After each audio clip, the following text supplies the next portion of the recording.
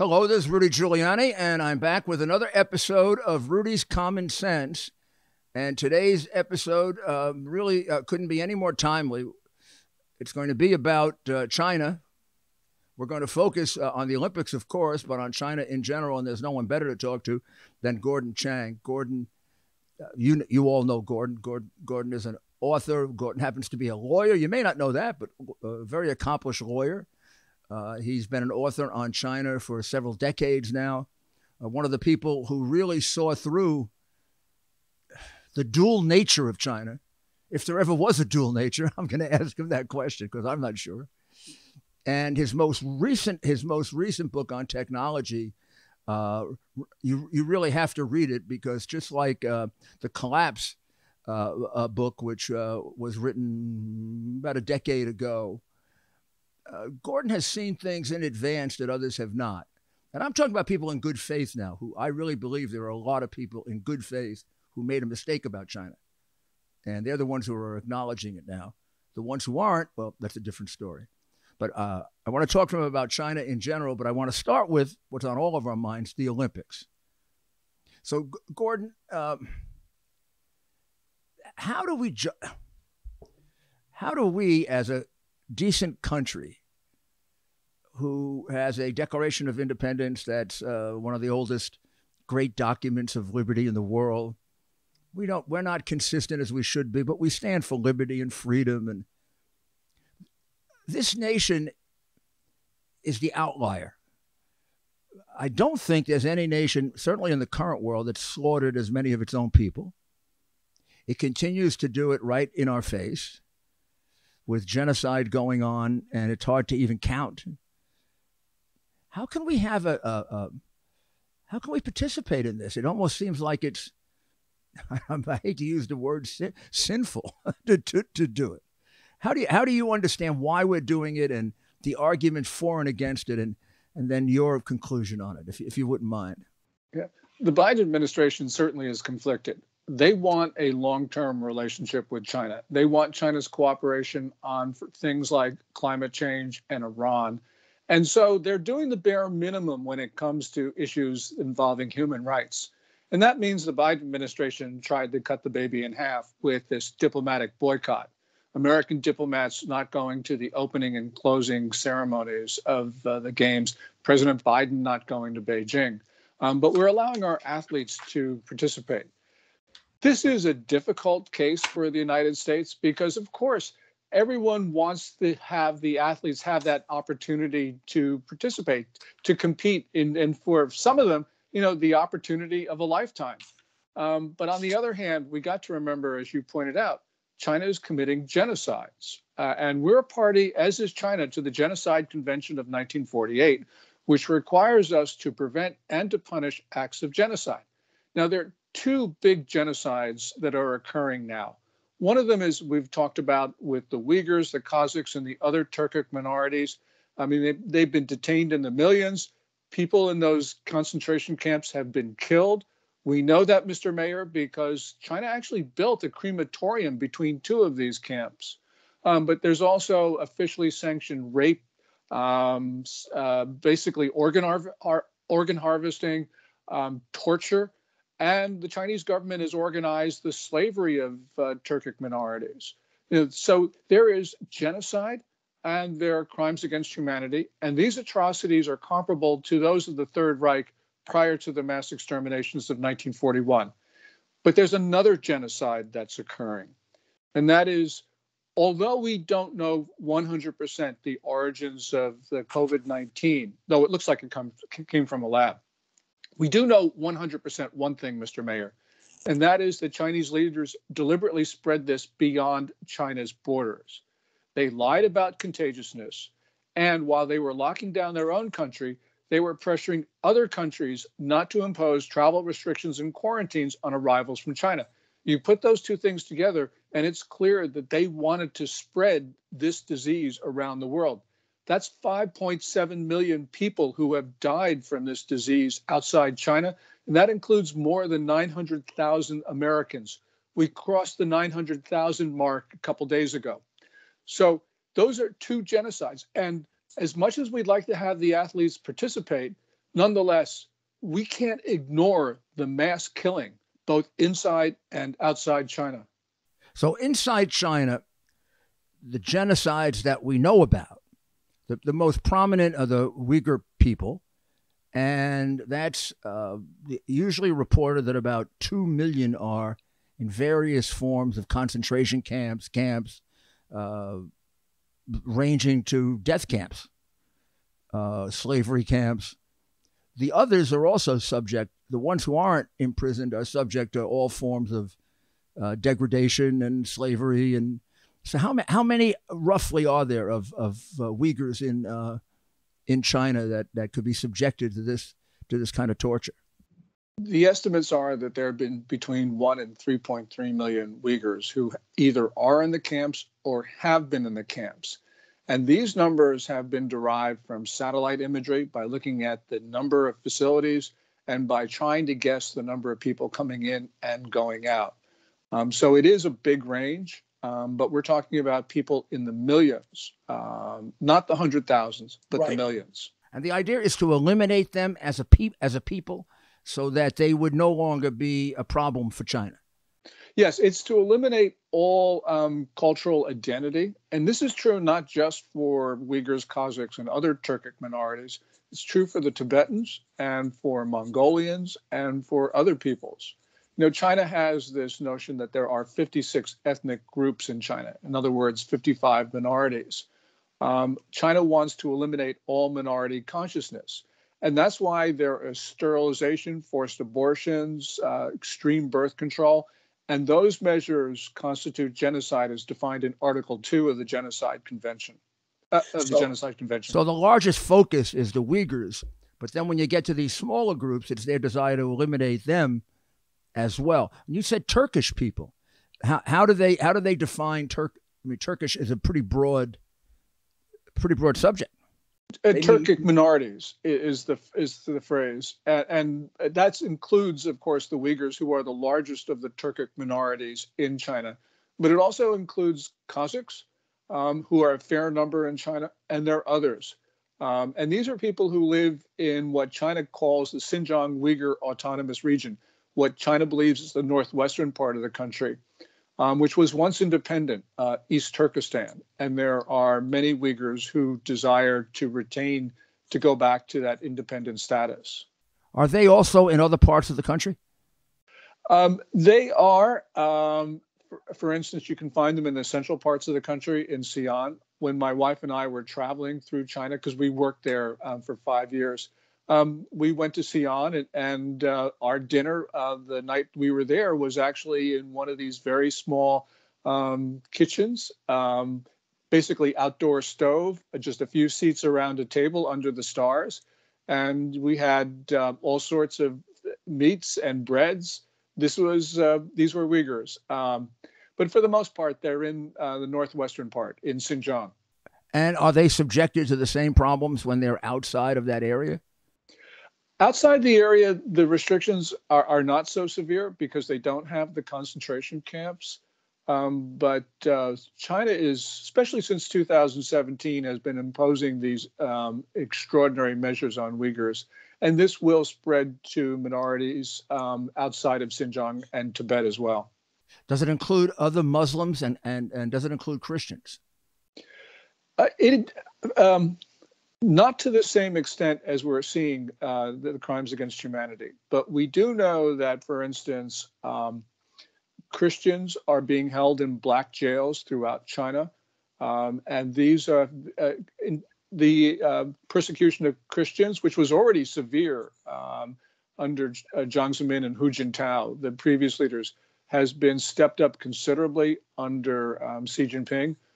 Hui Muslims, Hui, Hui Muslims who are indistinguishable from Han have been subject to repression recently under Xi Jinping. And this is generally a stepped up measures of coercion, not only against minorities, but also against everybody. China is moving back to totalitarianism under Xi Jinping. So it affects everyone in China, but especially those special groups like the minorities and like believers. And one other thing, Mr. Mayor, Buddhism is considered to be in China a local religion and has been left alone. And many people, including Communist Party members, have been Buddhist, although they shouldn't be. They're supposed to be atheists. But under Xi Jinping, for the first time, we see persecution of Buddhists, which means that Xi Jinping is going not just after people who are Muslims, not just after Christians. They're going after all people of any faith. Think your homeowner's insurance covers home title fraud? Think again. And neither does your common identity theft program. The FBI calls home title fraud one of the fastest growing crimes, which is why you need to go to HomeTitleLock.com, America's leader in home title protection. Here's the problem. The deed to your home is the only document that proves you own it. And the deeds to all of our homes now are online. In minutes, a criminal can find and forge your name off the deed to your home and refile as the new owner. Like Jeff, who spent a fortune in legal fees after a thief forged himself onto the deed to Jeff's home and took out loans. Jeff didn't have home title lock then. He does now. Or Deborah, who thought our common identity theft service would protect her. Then a criminal got onto the deed to a home and had her evicted. Deborah has home title lock now. HomeTitleLock.com is your peace of mind, and the deed to your home is protected. Visit HomeTitleLock.com. HomeTitleLock.com. And the idea being the communist doctrine that faith, that belief in God, belief in religion, would interfere with the higher authority, which would be your loyalty to the government, that it will interfere with your blind loyalty to socialism and communism. Absolutely. Xi Jinping demands absolute obedience. There is no tolerance for anything that is not doctrinaire communism and atheism. And so that's why he has stepped up his campaign against people of all faith. Now, the Olympics, although very much constrained by, all of the protests against it, et cetera, it's still a multi-billion-dollar event for China and a great asset in terms of their building their reputation as a legitimate country, particularly in Asia. So even though here in the United States, we're basically covering to some extent these genocides, and a lot of the world sees this just as a great event where the Chinese government proves its development, its prowess, how it can put on such a grand game. I think overall this will be a plus for China, would it not? That's going to be a very interesting question, Mr. Mayor. If we go back to the 2008 Summer Olympics in Beijing, right, which were the first Olympic Games, this was considered to be China's coming out party. It was an unvarnished success, and it propelled Xi Jinping, who was responsible for the Games. He was the official responsible for the Games. It propelled him into the highest spot as General Secretary of the Communist Party, which he was named in November 2012. These Games, China is a different message. It's not like we've emerged. Their message is, we're going to do whatever we want, and we're proud of it. We're proud of our genocide. We're proud of our aggression towards India. I mentioned those two because you had, for instance, one of the two athletes who lit the torch, the cauldron, is a Uyghur. What was the so obviously I was very curious about that, Gordon. So what was the thinking behind that?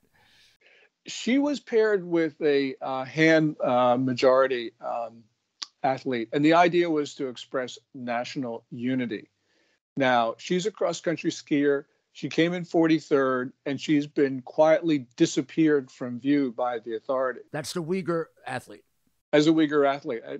And the second thing, I mentioned that China is proud of its aggression against India. Well, one of the torchbearers who delivered the flame to other torchbearers is a guy named Chief Bao, who was a regimental commander who participated in the surprise attack against Indian troopers on the night of June 15th, 2020. So by having him as a torchbearer, what Beijing did was to said, look, we're very proud of committing aggression against India. And by the way, this was counterproductive for China because India, which was going to participate in the opening ceremony, sending their diplomats there, and to the closing ceremonies, have pulled out. They pulled out of both the opening ceremony, and they will not they will not attend the closing ceremonies. And this really is counterproductive. And I think one of the things, to go back to your original question, right, will this be good for China?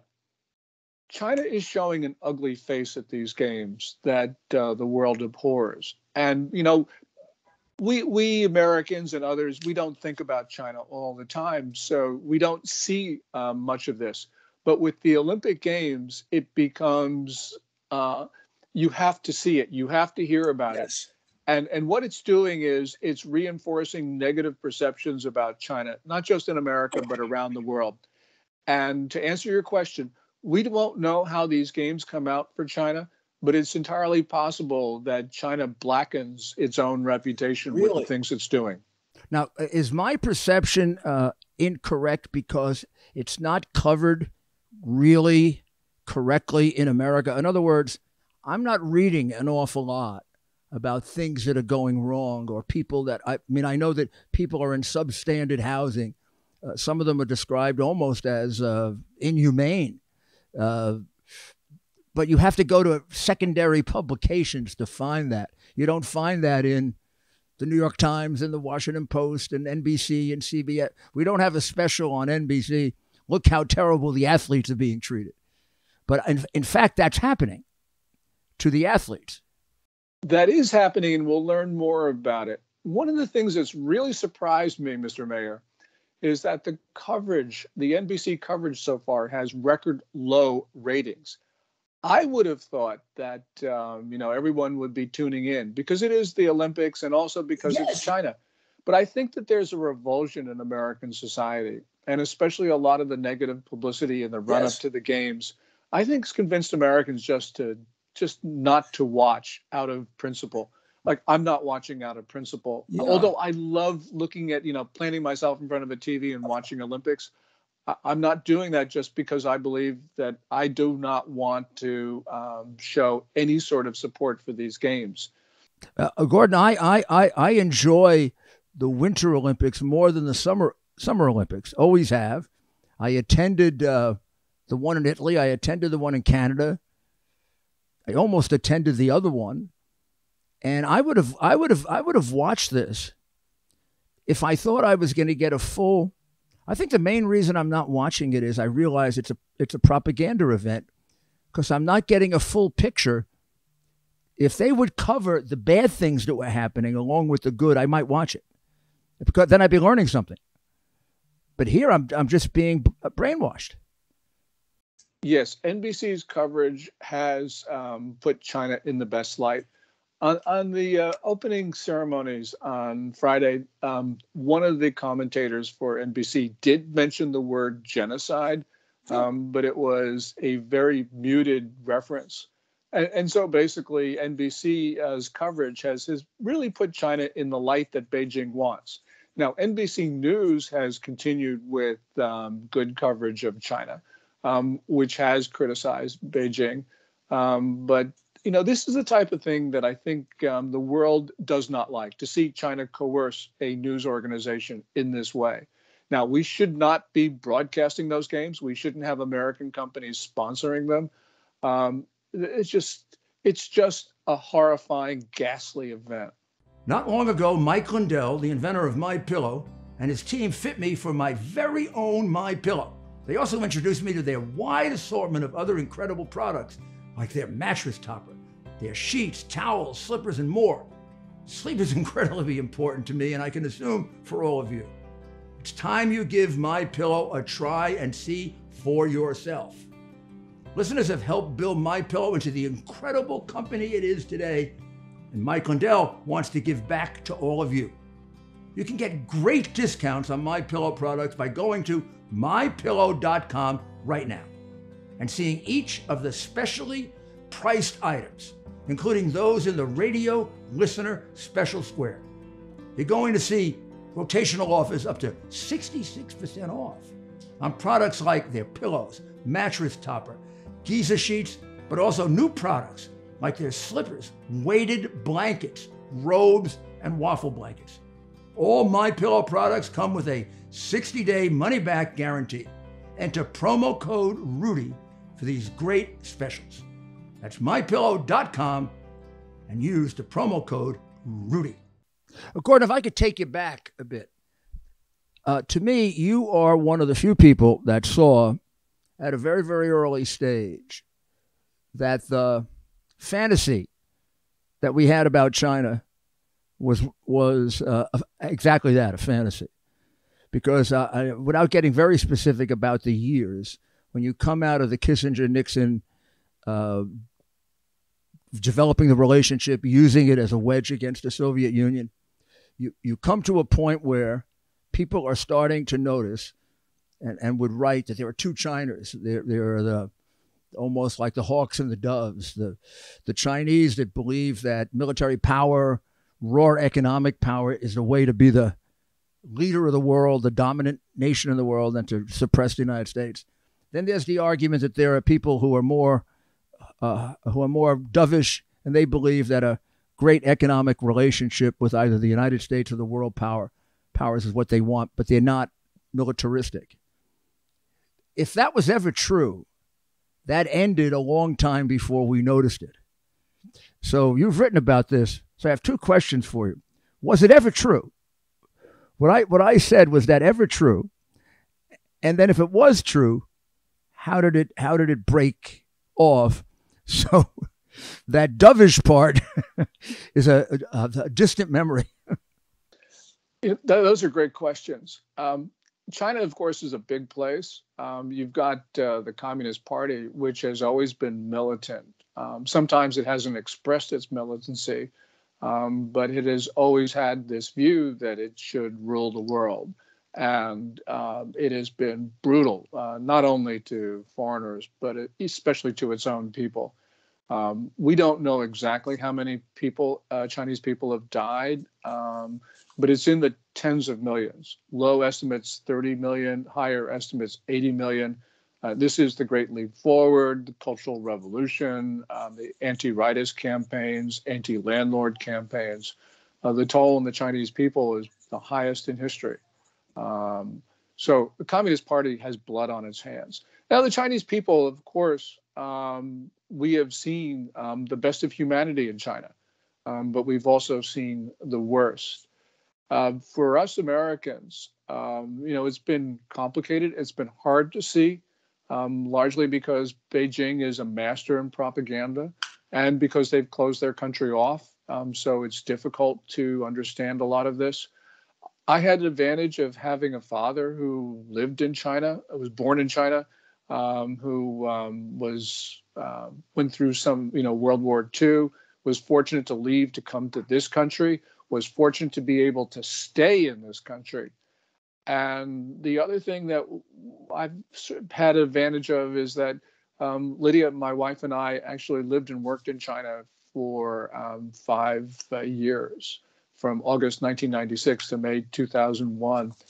And when you live there, you get a very different view of the country than if you just come in.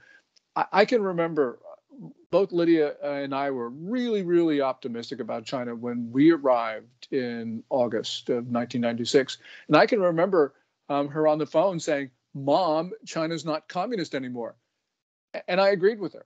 And this is what my clients would say as they buzzed into Shanghai. They stayed at the Grand Hyatt, which is one of the most spectacular hotels in the world, and would say China's not communist anymore. But, we lived and worked there. We traveled around the country. We talked to people. We saw things. And it was evident to us that China was still communist and that it was fragile. And so we saw a very different side of the country. For decades, we had this engagement policy where we tried to integrate China into the international system because we thought that as it became powerful, it would become benign. It would see that it would have a stake in the existing order. Robert Zoellick, when he was Deputy Secretary of State, gave that famous speech in 2005 about China becoming a responsible stakeholder, quote unquote, in the international system. And there was hope that this would occur. Also, at the end of the Cold War, we said history had ended. That was Francis Fukuyama, the famous political scientist, of course, yes, yeah, saying that yes, events would continue to occur, but humankind's ideological evolution had ended in modern liberal democracy and market-oriented capitalism. So when you have that view, then you could say, oh, well, China's going to come around. But Xi Jinping has made it clear that he not only wants to compete with the United States. I mean, I don't grudge him that he wants to be number one. Every country wants to be number one. But the difference is that Xi Jinping wants to take down the existing international system, which is based on the Westphalian principles of mutual recognition of sovereignty. And he's replacing it with the notion that China not only has the right to rule Tianxia, or all under heaven, it has the obligation to rule all under heaven. And Xi Jinping has taken this further because since 2018, his officials have been talking about the moon and Mars as a part of the People's Republic of China. So this is the most ambitious ruler in history. He not only wants to rule the entire planet Earth, he wants to rule the near parts of the solar system as well. Now, this Olympics was said to be, if it comes off right, it was said to catapult him then into a third term, which would essentially be president, party secretary, whatever else you call him, for life. Almost like the usual Banana Republic third. All over South America, this was the key to communism and socialism. The third term was a joke. You just declared, I'm running for a third term. And then you become Putin, or you become. Is that going to happen? Is that almost a foregone conclusion that that there's no opposition to this within whatever exists in the Chinese political structure? That is a question that some people are asking because a third term as general secretary of the Communist Party would break precedent. And the 20th National Congress of the party is slated to meet sometime this fall, October or November, where his second term ends. So everyone is looking at that. If you go back about 6 months, I think everyone would have said, oh, yeah, he's definitely going to get his third term. He will be dictator for life. I've always concentrated on the fragility of Xi Jinping's position. And the reason is that, and if I can give a little context, prior to Xi Jinping, no general secretary of the party, in other words, no ruler of China, ever got too much credit or too much blame because every decision of consequence was shared by every top leader. Xi Jinping changed that because he grabbed power from everybody else. And as he did that, he grabbed accountability. And that means that in 2017, which you mentioned, where things were going well for China, it was great being Xi Jinping because you got all the credit because you were responsible for everything. But 2021, 2022, when things are not going well for China, he's being blamed. And people who have been disadvantaged by Xi Jinping in various ways are now coming out of the woodwork. And we're seeing signs of discord at the top of the Communist Party. We don't know exactly what's going on, Mr. Mayor, because it is an opaque system, but we are seeing things that do not occur in the absence of intense infighting. And so therefore, I think it is not a foregone conclusion that he's going to get his third term. Probably he will, but I think there is a lot that can happen between now and the end of this year. That's very encouraging, actually, and a change from where things were, let's say, 6 months ago. Now, you have always, from way back, taken the position, which, by the way, I agree with, more by instinct than the knowledge that you have, but that China will not survive the way it is. It may do an awful lot of damage the way it is before it collapses. But do you still see that? Is that still something that you can see within the structures of what's going on in China, that inevitably it has to collapse?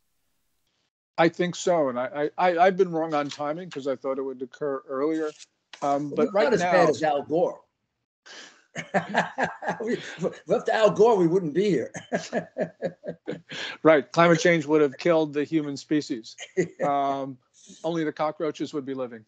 Um, the China right now faces simultaneous crises. It's got a debt crisis, which we've heard the company called Evergrande Group, China's largest property developer at one time, now not so large, but it has a staggering $305 billion in liabilities. And since September, it has not been able to meet its bond and other obligations. We've seen about a dozen other Chinese property developers also default or not make payments. And because China has too much debt, I don't think that it can get past this debt crisis.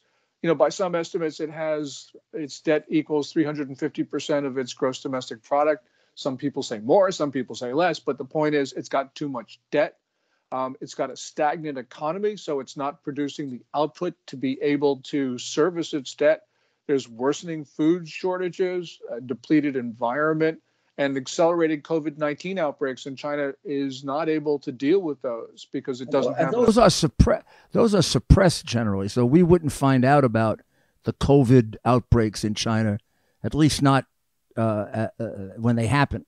Right. We get thoroughly managed reports of this. China, for more than a year, has had no deaths from COVID, according to official sources. Its total deaths for the entire epidemic is 4,636, which is ludicrous. But they don't have an effective vaccine. And so their only real defense against this is isolation, which means draconian lockdowns, which undermines their economy. And one other thing, Mr. Mayor, and that is China faces the steepest demographic decline in history in the absence of war or disease. Chinese demographers say that by 2065, China will lose 1/2 of its population. That means by, let's say, the end of the century, doing the arithmetic and carrying it out, China will be 1/3 as populous as it is today. I don't know how they're going to manage that because this is unprecedented. So you put all this together, I don't think the Communist Party is able to deal with these challenges, especially simultaneously. Is that the reason for the almost now obsessive concentration on military buildup? It seems to me in the last 4 or 5 years, much more than ever before, China is deliberately trying to challenge our Navy, our Air Force. We're the second biggest Navy, we're the first biggest Navy, we're the second biggest Army. I mean, you hear them putting that out all the time. Is that to take concentration away from the underbelly, which is in essence rotting?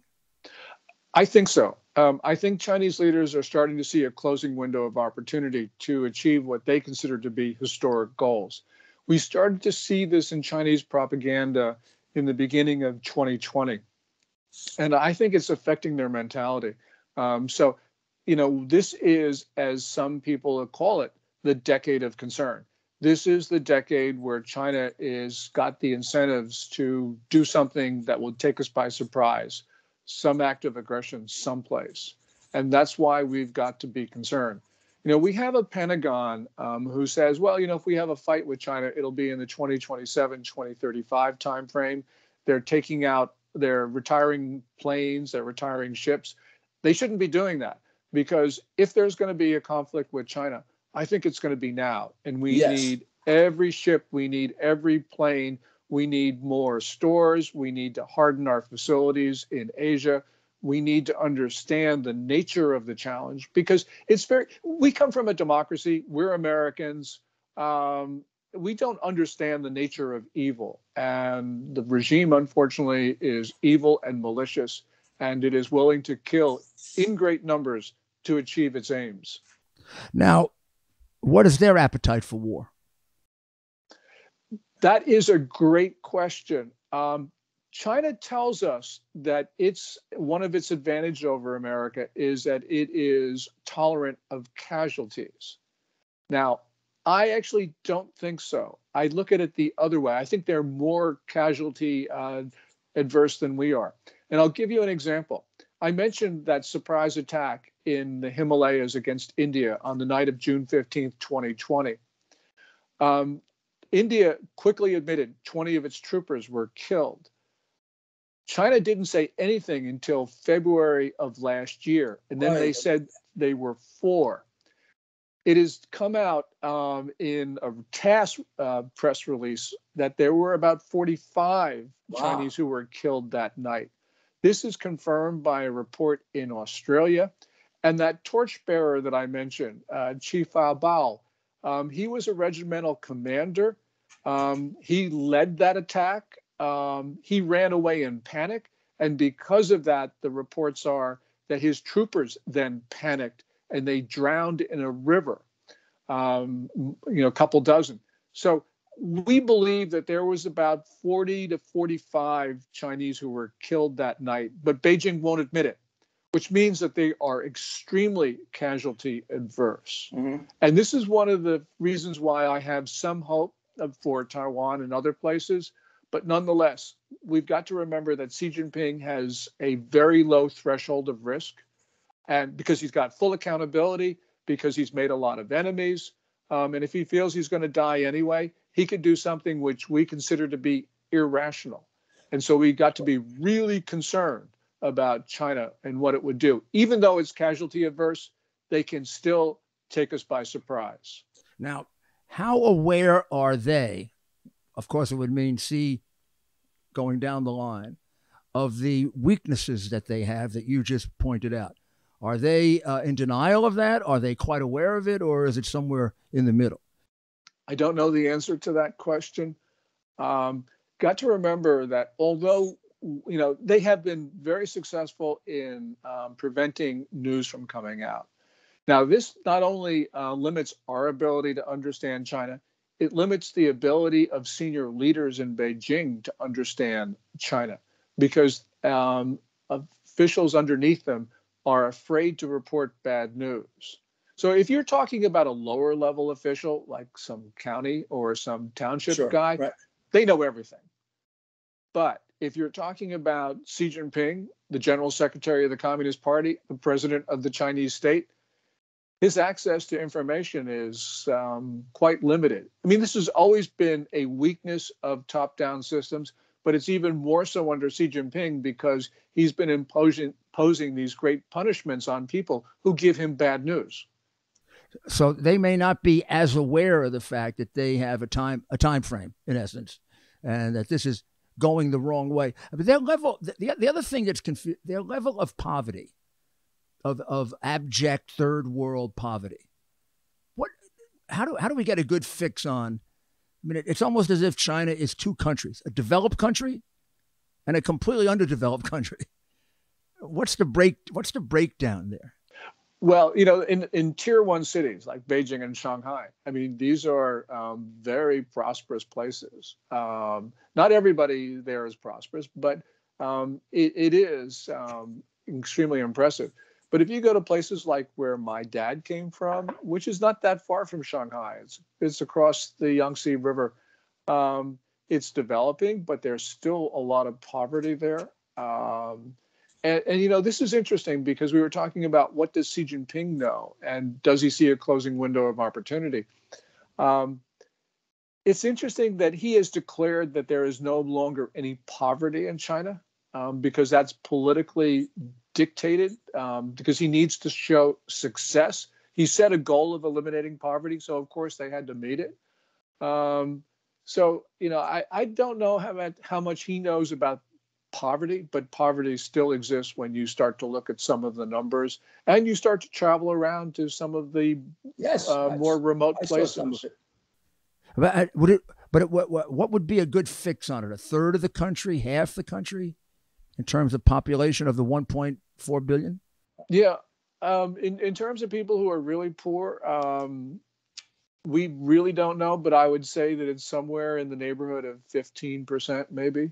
Really, really poor, even by third world standards. And then you have people who are moderately well off. And then you have the fabulously wealthy. China's produced a lot of billionaires recently. Right.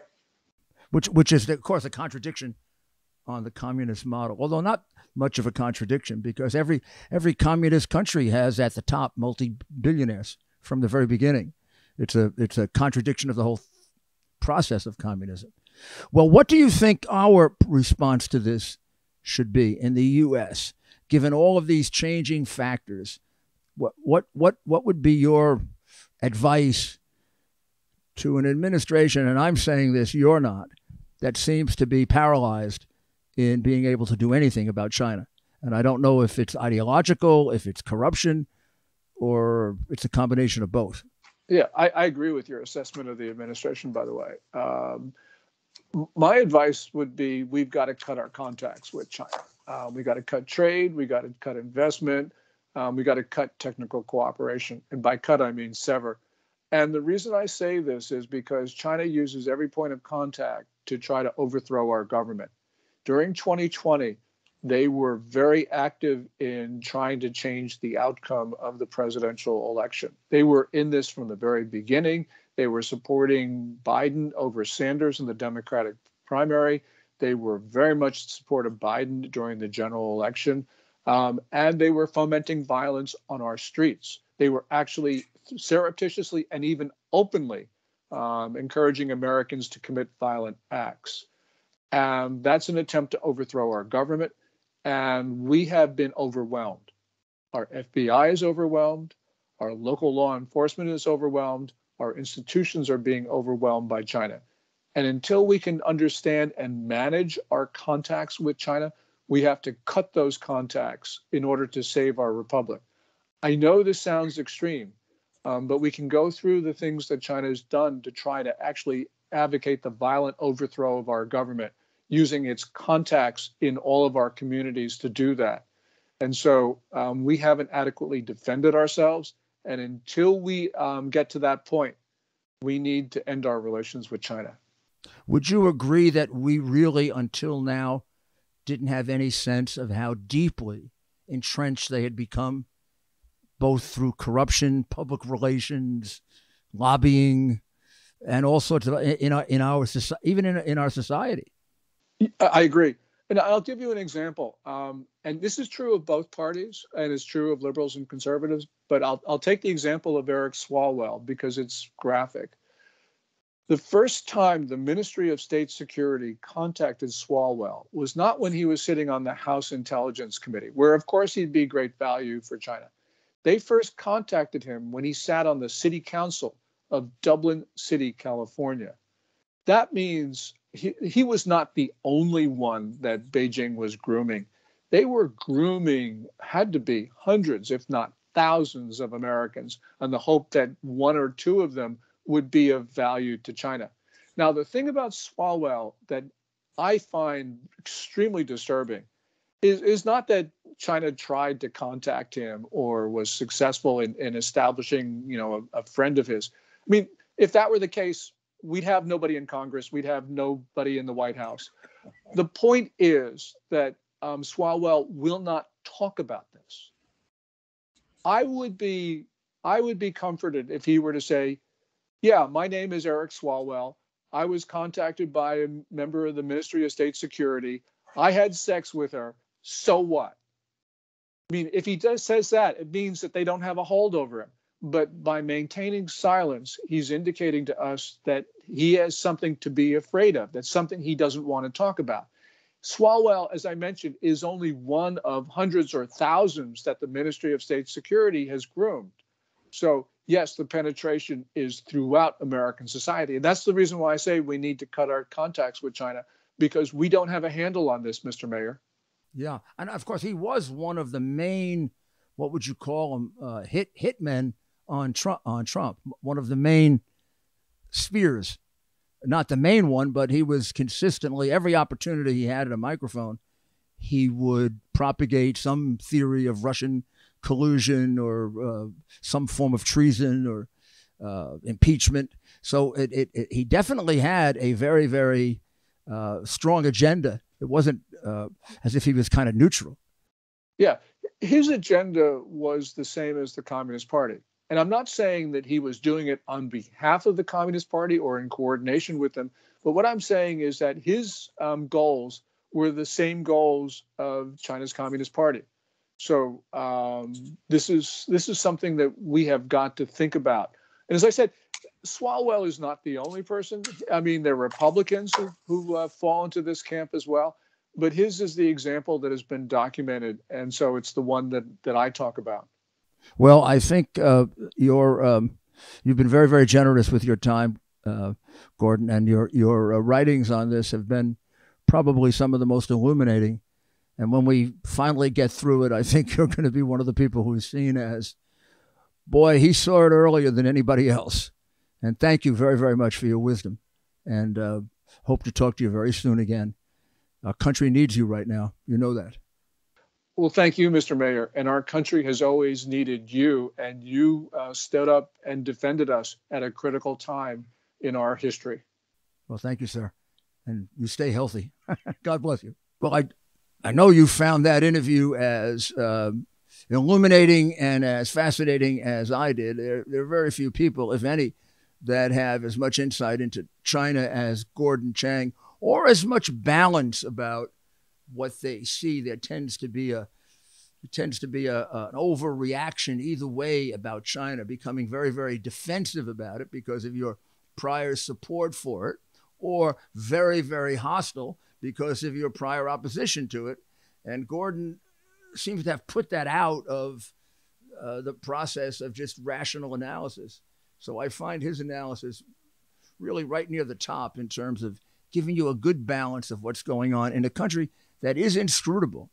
I mean, they do make it on purpose impossible for us to find out what's going on there. Now, we get beyond impossible, but we have to qualify everything we say, as you notice Gordon did, with saying we think, or it seems, or from what we get to see, because we don't get to see everything. We've got to stay close to Gordon because I think he can be a good guide to where China is going, so therefore we don't fail to react, and therefore we don't overreact. His analysis that we should break ties with China is exactly right. We saw that during the pandemic, didn't we? I mean, I know I was shocked. I'm sure you were, that in some cases 90 to 95 to 98% of what we needed came from China. Now, I knew a lot of it came from China, but I never thought we put ourselves in a hole where our biggest enemy virtually could destroy us. Thank you very much for listening, and God bless America.